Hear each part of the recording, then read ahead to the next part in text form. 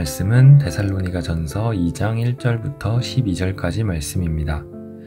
형제들아, 우리가 너희 가운데 들어간 것이 헛되지 않은 줄을 너희가 친히 아나니, 너희가 아는 바와 같이 우리가 먼저 빌립보에서 고난과 능욕을 당하였으나 우리 하나님을 힘입어 많은 싸움 중에 하나님의 복음을 너희에게 전하였노라.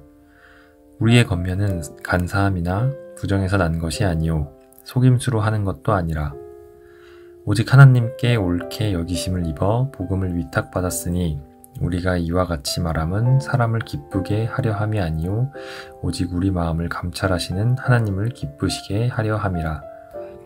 너희도 알거니와 우리가 아무 때에도 아첨하는 말이나 탐심의 탈을 쓰지 아니한 것을 하나님이 증언하시느니라. 또한 우리는 너희에게서든지 다른 이에게서든지 사람에게서든 영광을 구하지 아니하였노라. 우리는 그리스도의 사도로서 마땅히 권위를 주장할 수 있으나 도리어 너희 가운데서 유순한 자가 되어 유모가 자기 자녀를 기름과 같이 하였으니 우리가 이같이 너희를 사모하여 하나님의 복음뿐 아니라 우리의 목숨까지도 너희에게 주기를 기뻐함은 너희가 우리의 사랑하는 자 됨이라. 형제들아, 우리의 수고와 애쓴 것을 너희가 기억하니리 너희 아무에게도 폐를 끼치지 아니하려고 밤낮으로 일하면서 너희에게 하나님의 복음을 전하였노라. 우리가 너희 믿는 자들을 향하여 어떻게 거룩하고 옳고 흠없이 행하였는지에 대하여 너희가 증인이요 하나님도 그러하시도다. 너희도 아는 바와 같이 우리가 너희 각 사람에게 아버지가 자기 자녀에게 하듯 권면하고 위로하고 경계하노니 이는 너희를 부르사 자기 나라와 영광에 이르게 하시는 하나님께 합당히 행하게 하려 함이라. 아멘.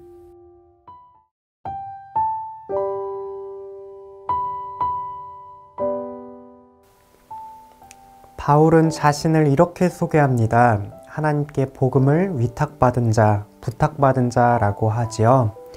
오늘 본문에서는 하나님이 맡겨주신 이 복음이 어떻게 데살로니가 성도들에게까지 임하게 되었는지를 설명해 줍니다. 우리가 읽은 개역 개정 성경 2절에서는 원문에 번역되지 않은 표현이 하나 있는데요. 새 번역 성경으로 다시 읽어보겠습니다. 여러분이 아는 바와 같이 우리가 전에 빌립보에서 고난과 모욕을 당하였으나 심한 반대 속에서도 하나님 안에서 담대하게 하나님의 복음을 여러분에게 전하였습니다. 빠진 표현이 무엇인가요?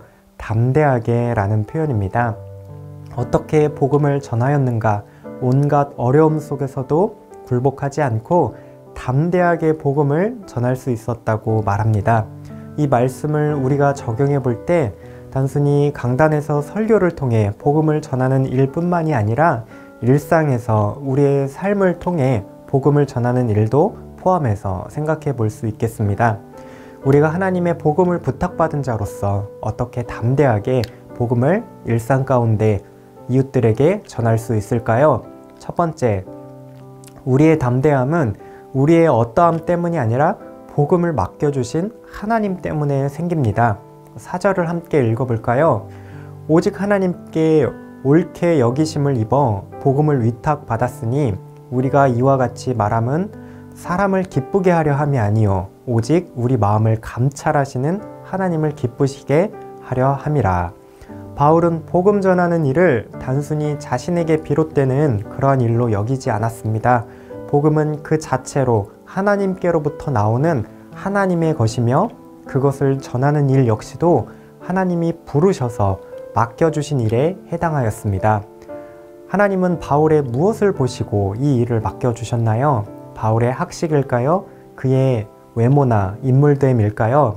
어떠한 외적인 것 때문에 맡겨주신 게 아닙니다. 그의 속에서 역사하는 복음, 예수 그리스도께서 그를 새 사람 되게 하신 그 은혜로 맡겨주셨습니다. 예를 한 가지 들어보자면 암행어사는 자신의 신분을 숨기고 일반 평민의 모습으로 수사를 진행합니다. 그런데 그가 자신의 그러한 모습에도 불구하고 늘 담대하고 자신감 있을 수 있는 이유는 무엇인가요? 품 안에 있는 마패와 그것을 맡겨준 임금님 때문입니다. 한낱 인간이 맡긴 나무 패로도 그렇게 담대할 수 있다면 하물며 온 세상의 왕이신 하나님께서 자신의 아들을 내어주셔서 이루어주신 그 생명의 복음은 얼마나 더 가치 있고 소중할까요? 일상 속에서 복음을 전하는 일은 우리가 억지로 노력해서 힘들게 이루어야만 하는 일이 아닙니다. 우리가 먼저 복음 안에서 주시는 그 은혜 안에서 그것을 맡겨주신 하나님을 알아가고 하나님 안에 거하면 거할수록 자연스럽게 전할 수밖에 없는 담대함이 솟아나게 될 것입니다.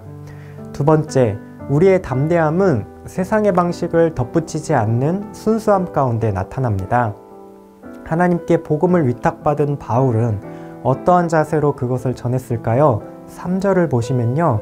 우리의 권면은 간사함이나 부정에서 난 것이 아니요 속임수로 하는 것도 아니라, 간사함은 속여서 잘못에 빠뜨리게 하는 것을 가리킵니다.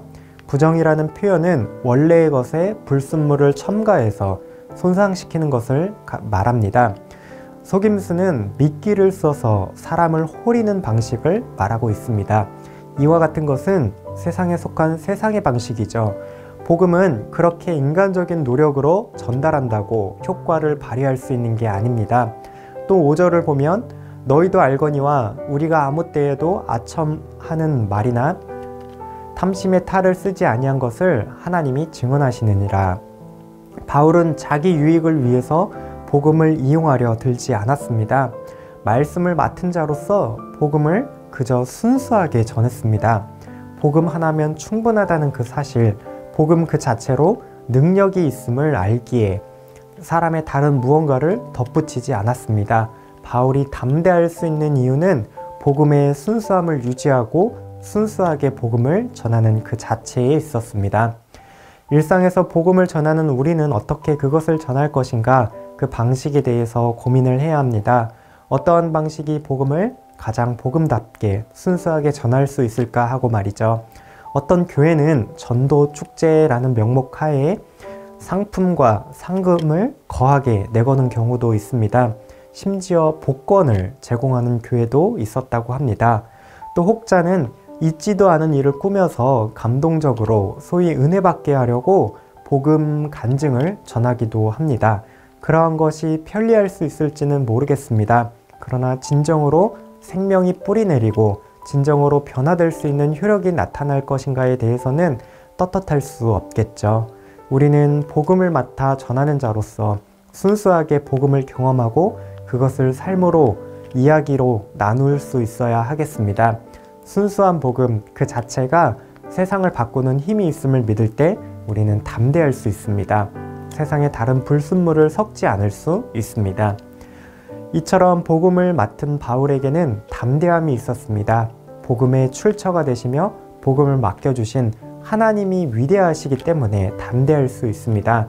그리고 복음 그 자체가 능력이 있고 생명이 되기 때문에 순수하게 전할 때 더욱 담대하게 전할 수 있습니다. 우리 안에 머무는 복음, 그 복음을 맡겨주신 하나님을 생각할 때 우리도 담대할 수 있겠습니다. 우리도 하나님께 복음을 부탁받은 자들입니다. 일상에서 순수하게 복음으로 살아가고 복음을 드러낼 때 세상의 도전과 유혹에서도 이겨낼 수 있을 것입니다. 함께 기도하시겠습니다. 복음을 맡겨주신 하나님, 복음의 출처되신 하나님을 붙잡으며 담대하게 전하게 하옵소서. 복음 그 자체를 순수하게 믿고 알고 살아내며 담대하게 전하게 하옵소서. 일상에서 담대하게 복음의 향기를 날리는 청년가족들 되시기를 바랍니다.